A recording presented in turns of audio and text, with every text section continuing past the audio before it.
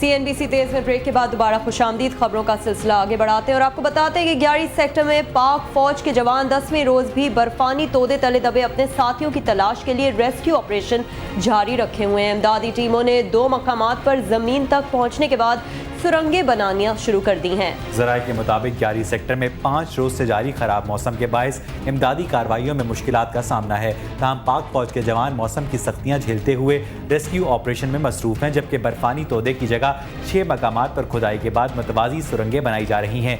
चीन और नॉर्वे से माहिरीन की टीम्स पाकिस्तान पहुंच गई हैं, जिन्हें पहली दस्तयाब परवाज से 11 भिजवाया जाएगा।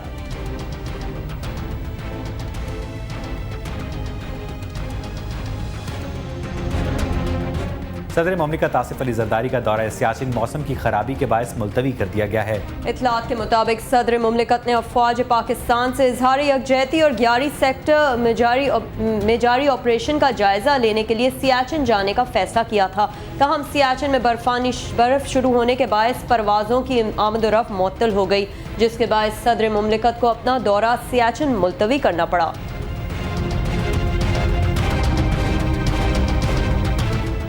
वज़ीर आज़म तौहीन अदालत केस में सुप्रीम कोर्ट ने नया हुक्मनामा जारी न करने की इस्तदा मुस्तरद कर दी। केस की समाअत 3 मई को दोबारा होगी। समाअत के दौरान एतजाज़ एहसन ने तौहीन अदालत केस के फैसले तक नया हुक्मनामा जारी न करने की इस्तदा की, जिसे अदालत ने मुस्तरद करते हुए कहा कि वज़ीर आज़म के खिलाफ केस में मुनासिब हुक्मनामा आज ही जारी किया जाएगा।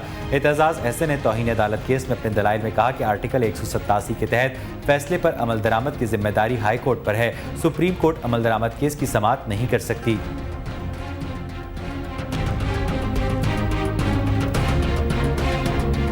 वज़ीर आज़म के वकील एतजाज़ एहसन का कहना है कि आइन के मुताबिक जज साहिबान समेत कोई भी शख्स कानून से बालातर नहीं।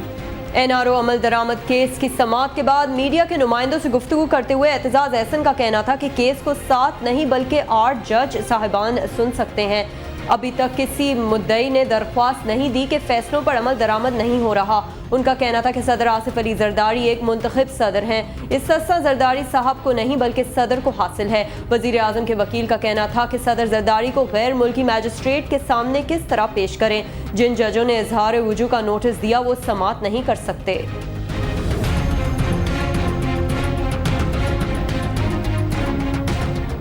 लेस्को हुक्काम ने बिलों की अदम अदायगी पर वासा के 10 ट्यूबवेलों के कनेक्शन काट दिए। शहर में पानी की किल्लत पैदा होने का खदशा है। वासा के जिन ट्यूबवेल्स के कनेक्शन काटे गए हैं उनमें GOR के 5, शादमान के 2, जबकि जमान पार्क, मियां मीर पिंड और जफर अली रोड का एक ट्यूबवेल शामिल है।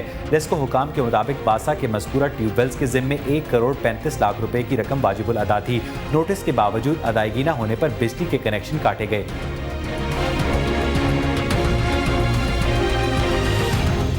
लाहौर हाईकोर्ट में लव मैरिज केस की समाअत के दौरान लड़के और लड़की के खानदान आपस में दस्तो गरेबा हो गए। इस लड़ाई की वजह से माल रोड पर ट्रैफिक कई घंटे तक ब्लॉक रही। बिल्कुल आरिफ वाला की रिहायशी आबदा ने आमिर सुहेल से अपनी पसंद की शादी कर ली, जिस पर आबदा के घर वालों ने आमिर पर अगवा का मुकदमा दर्ज कर दिया था। लाहौर हाईकोर्ट में चलने वाले मुकदमे की पैरवी के लिए जब दोनों लड़का और लड़की अदालत पहुंचे तो दोनों के खानदान भी वहां पहुंच गए। इस मौके पर आबदा के घर वालों ने जबरदस्ती उसे ले जाने की कोशिश की, जिसको रोकने पर आमिर सुहेल को अहाता अदालत में ही तशद्दुद शदीद निशाना बना डाला। लड़के के घर वालों की मुदाखलत पर दोनों फरीकैन में तसादुम हो गया। बाद अज़ान लड़की के घर वाले लाहौर हाई कोर्ट के सामने एहतजाज करने लगे। बन्नू सेंट्रल जेल हमले के बाद वजीर आला खैबर पख्तूनख्वा ने DIG पुलिस, कमिश्नर बन्नू, IG जेल खाना जात और डेप्यूटी सेंट्रल जेल को उनके ओहदों से बरतरफ कर दिया है। जी हाँ, बिल्कुल। बन्नू जेल पर हमले की इब्तदाई तहकीकाती रिपोर्ट वजारत दाखिला को इरसाल की गई है।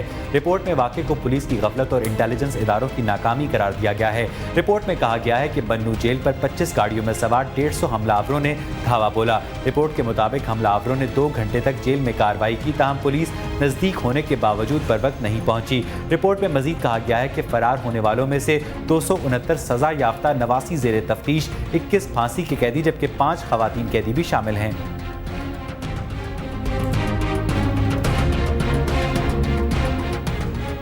हुकूमत के तमाम तर दावों के बावजूद बिजली के शॉर्टफॉल पर काबू नहीं पाया जा सका है। पेप्को हुकाम का कहना है कि अगर उन्हें तेल और गैस मतलूबा मिकदार में मिल जाए तो लोड शेडिंग में वाज़ेह कमी हो जाएगी। पेप्को हुक्काम के मुताबिक इस वक्त बिजली का शॉर्टफॉल 4800 मेगावाट है। बिजली की पैदावार 10,000 मेगावाट जबकि तलब 14,800 मेगावाट है। पेप्को के मुताबिक उन्हें 38,000 मेट्रिक टन तेल रोजाना चाहिए, ताहम सिर्फ 12,000 मेट्रिक टन मिल रहा है। शॉर्टफॉल के बायस लाहौर में लोड शेयरिंग का दौरानिया 11 घंटे तक पहुंच गया है, जबकि दीगर छोटे शहरों और देहात में 20 घंटे बिजली बंद रहने लगी है।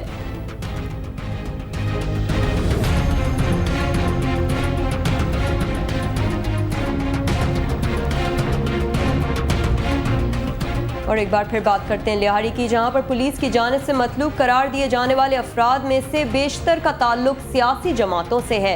इन अफराद का सूबाई वज़रा हत्ता के वज़ीर अला सिंध के साथ नजर आना पुलिस के ऑपरेशन पर एक सवालिया निशान है। देखते हैं ये रिपोर्ट।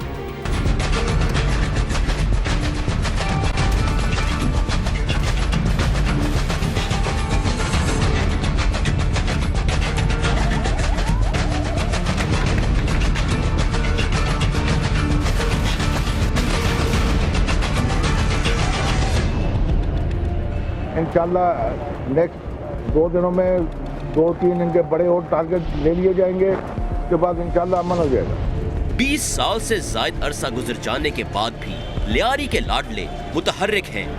आखिर क्या वजह है कि सिंध पुलिस अपनी भड़कों पर पूरा नहीं उतर पा रही? शायद हम इसका जवाब दे पाएं। मैं लियारी में ऑपरेशन नहीं होने दूंगा। लियारी में टारगेटेड जहां पता चलेगा जराइम पेशा लोग हैं उनके खिलाफ कार्रवाई। वो पाकिस्तानी हुक्मरान ही कैसा जिसके कॉल और फेल में तजाद ना हो। हुक्मरान जमात पीपल्स पार्टी के अहम रुकन नबील गबोल उजैर बलोच को क्या कहते हैं ये तो आप सुन ही चुके हैं। अब ये भी देख लें कि वो क्या करते रहे हैं। कभी साथ बैठकर आपस में मुस्कुराहटें बिखेरना तो कभी मिलकर सियासी तहरीक चलाना। नबील गबोल अकेले नहीं, उनकी भतीजी भी उजैर बलोच के साथ बैठ चुकी हैं। पर बात यहीं खत्म नहीं हो जाती। पीपल्स पार्टी से ताल्लुक रखने वाले वजीर आला सिंध सैयद कायम अली शाह भी उजैर बलोच के साथ प्रोग्रामों में जलवागर होते रहे हैं। अरे एक मिनट, अभी बात पूरी नहीं हुई। ECL में डाले जाने वाले उजैर बलोच के दोस्त हबीब जान भी पीपल्स पार्टी के काफी करीब रहे हैं। अब समझे, शायद पुलिस वाले इन तस्वीर को देखकर सोचते होंगे भैया झटका दे मगर जरा धीरे से, कहीं बॉस नाराज ना हो जाए।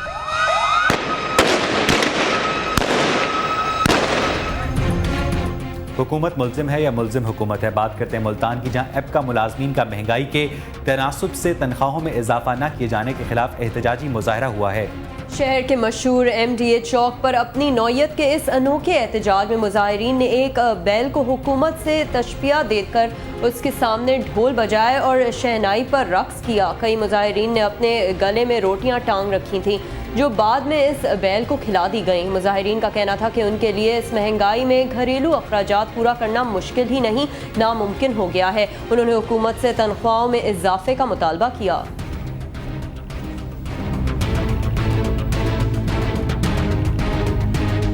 और कराची में मैट्रिक के इम्तहानात जारी हैं, नकल की रोकथाम के दावे धरे रह गए। आज भी मुतादिद तलबा नकल करते हुए पकड़े गए हैं। अक्सा हुसैन की रिपोर्ट। मैट्रिक के इम्तिहानात में बदनज़मी और जनरेटर्स की अदम फराहमी की कहानियाँ तो अब मामूल का हिस्सा बन चुकी हैं। हाँ, एक खास बात जरूर है और वो ये कि बढ़ती हुई नकल की रोकथाम के लिए पीपल्स पार्टी सिंध खवातीन विंग की सेक्रेटरी इत्तलात शर्मिला फारूकी निकल खड़ी हुई इम्तिहानी मराकज के दौरे पर। इनका दौरा कामयाब रहा। नकल करते हुए कुछ बच्चे पकड़े भी गए और शर्मिला साहिबा पर कैमरा भी मेहरबान हो गया। मैट्रिक बोर्ड की विजिलेंस टीम ने कोरंगी में इम्तिहानी मराकज का दौरा किया। इस दौरान 2 बच्चों को नकल करते हुए पकड़ा गया। एक सेंटर में हमने 2 बच्चों को पकड़ा और एक सेंटर में हमने 1 बच्चे को पकड़ा और इनकी कार्रवाई जो हमारी अनफेयर मीन्स कमेटी है वो करेगी और उसमें तलबा को और तालिबात जो पकड़े गए उनको सफाई का मौका दिया जाता है, उसके बाद फैसला किया जाता है। नाज़िम इम्तिहानात ने इम्तिहानी मराकज़ में फर्नीचर की कमी और जनरेटर्स के ना होने का जिम्मेदार सेंटर सुपरिटेंडेंट को करार दिया और कहा कि उन्होंने बोर्ड से पैसे लेकर भी जनरेटर्स किराए पर नहीं लिए, जिसकी वजह से तलबा को गर्मी में पंखों के बगैर पर्चे देना पड़ रहे हैं। कैमरामैन इमरान खान के साथ अक्सा हुसैन, CNBC पाकिस्तान, कराची। नाज़रीन, अदाकारा वीना मलिक का आइडियल कौन है, आइए देखते हैं। और तलाश तो वो जिसकी मोहब्बत अब इस संगे मरमर जैसी बेदाग हूँ।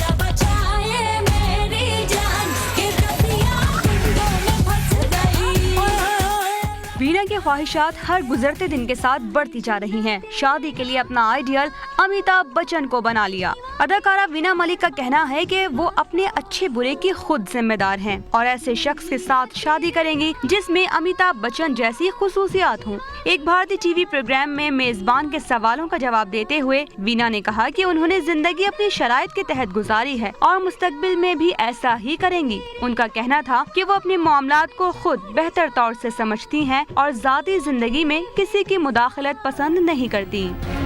और यहाँ बुलेटिन में वक्त हुआ एक ब्रेक का। हमारे साथ रहिए।